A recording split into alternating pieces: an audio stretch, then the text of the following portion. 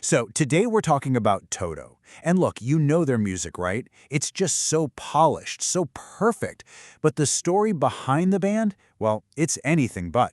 Let's dive in.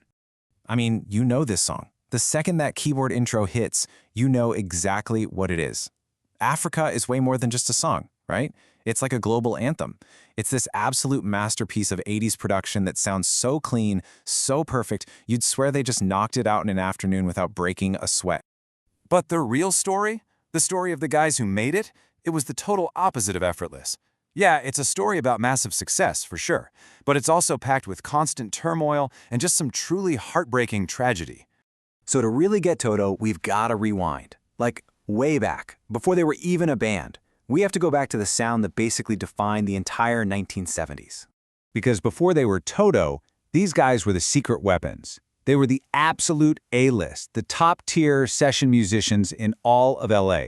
Seriously, if you were a big artist making a record in the 70s, you didn't just want these guys, you needed them.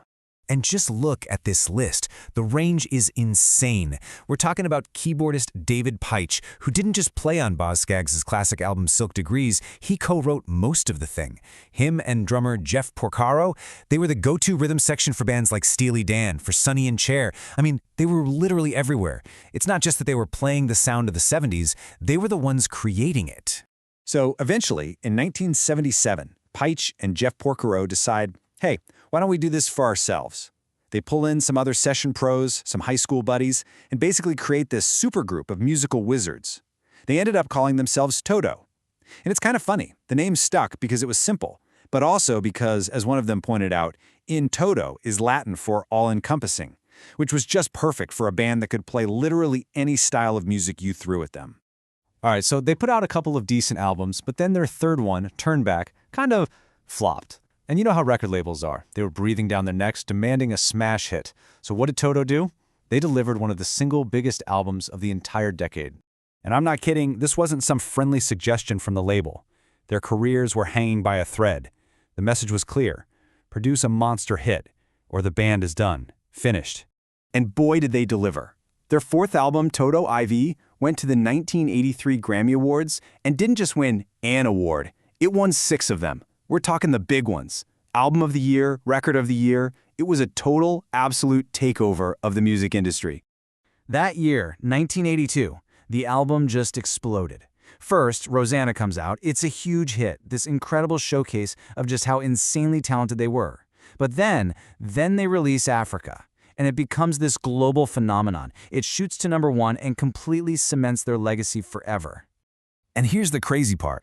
As if dominating the entire planet with their own album wasn't enough, they were also the secret weapons on the biggest album of all time, Michael Jackson's Thriller, which, by the way, came out the very same year. Think about that. These guys weren't just a band. They were like the musical engine driving the entire early 80s. So Toto is on top of the world, the absolute summit of the music industry. But this is where the story takes a turn. What happens next is just a story of constant, dizzying change, and a lot of heartbreak. So look at this picture. This is them in '82. This is the exact lineup that conquered the world with Toto V4. Get a good look because this version of the band, well, it wasn't gonna last. I mean, almost right after this photo was taken, their bassist David Hungate quit to spend more time with his family. And that was just the first domino to fall. It basically kicked off decades of total instability. And maybe the craziest part was the lead singer situation. It was a total revolving door. First, their original singer, Bobby Kimball, the voice on all those early hits, he gets fired in '84. Then in comes Fergie Fredrickson, but he only lasts 1 album. He's replaced by Joseph Williams, who sticks around for 2. Then Jean-Michel Byron comes in just for a tour, and then he's gone. It got so bad that finally their guitarist Steve Lukather just had to step up and sing himself. It was just this endless, frustrating search for a stable frontman. But the biggest blow, the band's greatest tragedy, came in 1992. Jeff Porcaro, the co-founder, the drummer, the absolute heart and soul of the band, he died suddenly. He was only 38 years old. It was just a devastating loss that almost ended Toto for good. And you can imagine the emotional toll all these losses took. Years later, Jeff's brother Mike, who had taken over on bass, had to retire because he was sick. And that's when Steve Lukather he broke up the band. This quote from him really says it all. He basically asked, if there's no Paich or at least one Porcaro, how can we even call it Toto? It felt like the very soul of the band was gone.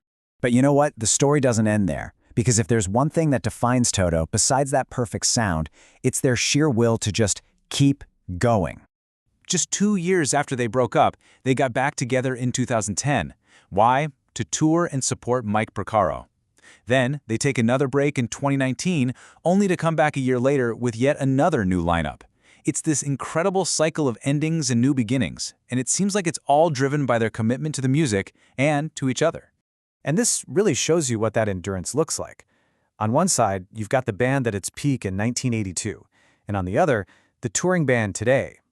After all those decades, all those changes, there's one constant, one anchor who's been there through it all: guitarist Steve Lukather. He's been the rock of Toto for over 45 years. And the amazing thing is, the music is as huge as it's ever been. Today, whatever version of Toto is on the road, they're still selling out huge venues, touring with other legends like Journey. It just goes to show you that the songs themselves have taken on a life of their own, no matter who's actually up there on stage playing them. Which kind of leaves us with this big final question. It's like one of those old philosophy puzzles, you know? What even is a band when almost every single original part has been replaced? Is it the people, or is it something else entirely? Something captured in those perfect, flawless notes of a song like Africa. Something that makes the music itself immortal.